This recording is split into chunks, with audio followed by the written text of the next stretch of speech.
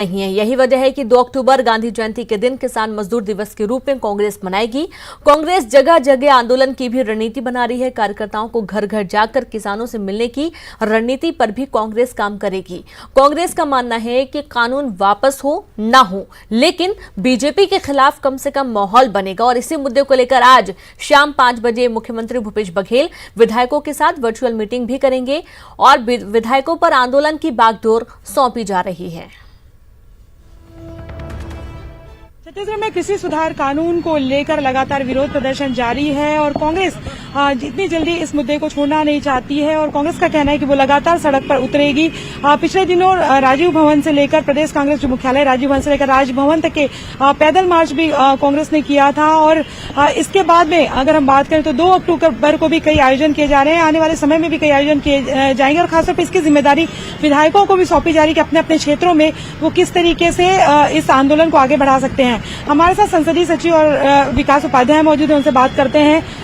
ये जो कानून है इसको लेकर किस तरह से देखिए, लोकसभा और राज्यसभा में जिस प्रकार से बहुमत की दादागिरी करके नरेंद्र मोदी जी और भारतीय जनता पार्टी की सरकार ने कृषि के जो 3 बिल पास किए हैं, ये किसानों के हित में नहीं है और इसीलिए लगातार कांग्रेस पार्टी इसका विरोध कर रही है। किसान खुद आंदोलन कर रहे हैं, सड़क पर किसान जो कि खेतों में काम करने वाले किसान अब सड़क पर उतरकर आंदोलन कर रहे हैं। कांग्रेस पार्टी शुरू से इसको लेकर आंदोलन कर रही है। एक तरफ जिन प्रदेशों में कांग्रेस की सरकार है, उन प्रदेशों में किसानों का कर्जा माफ किया जा रहा है, उनको बोनस समर्थन मूल्य देने का काम उन राज्यों की सरकारों के द्वारा किया जा रहा है, कांग्रेस की सरकारों के द्वारा।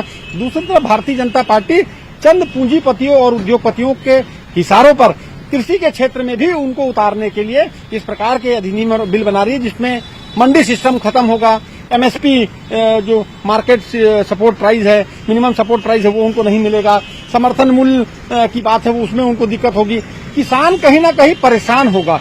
इसीलिए इसको लेकर वो लोग आंदोलन कर रहे हैं और कांग्रेस पार्टी शुरू से इसको लेकर हर मोर्चे पर उनके साथ खड़ी है। 2 अक्टूबर को अखिल भारतीय कांग्रेस कमेटी की राष्ट्रीय अध्यक्षता जी के नेतृत्व में उनके आह्वान पर पूरे देश के हर ब्लॉक में और हर जिलों में आंदोलन किया जाएगा।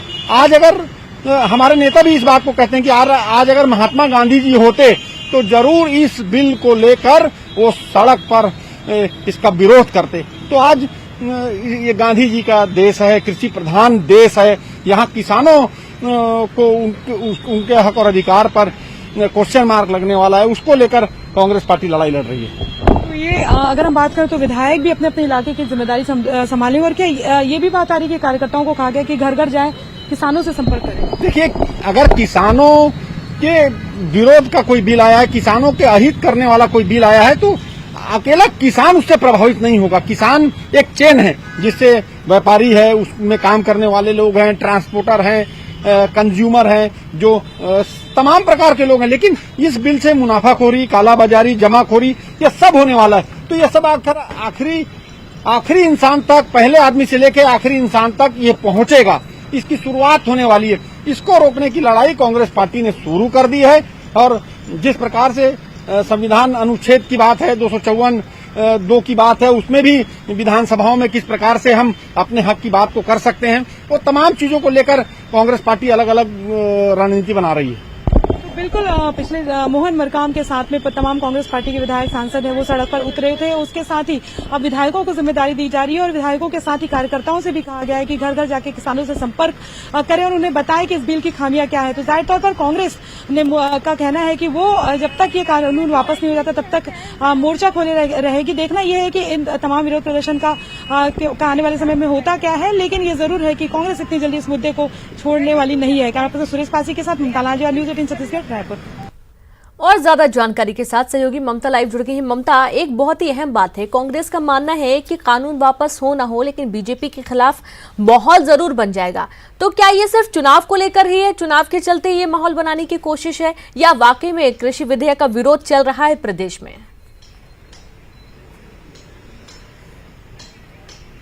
देखिए, अगर हम बात करें कल जो है किसान संगठनों की भी बैठक हुई थी। किसान संगठन भी इसके खिलाफ सड़क पर उतरने की तैयारी कर रहे हैं और दिल्ली घेरने की बात उन्होंने निर्णय लिया है कि नवंबर में जो है वो केंद्र सरकार को लेकर जो है घेराव किया जाएगा। दिल्ली जो है वो घेरा जाएगा। पूरे देश भर से किसानों को बुलाया गया। इसी तरह से अगर हम बात करें तो कांग्रेस जो है वो लगातार इसके खिलाफ सड़क पर उतर रही है। पिछले दिनों राजभवन तक के मार्च किया था, पैदल मार्च किया था। उसके बाद में अब कांग्रेस का कहना है कि जगह जगह कार्यकर्ताओं को भी ये जिम्मेदारी दी जा रही है कि वो जाकर किसानों से संपर्क करें, उन्हें बताएं कि किस तरीके से ये जो कानून है उनके जो अधिकार है वो उनका हनन करता है, किस तरह से मंडी सिस्टम खत्म हो जाएगा और एक समय आएगा कि किसान अपने जो प्रोडक्ट है जो वो पैदावार करेगा उसकी बोली वो खुद नहीं लगा पाएगा।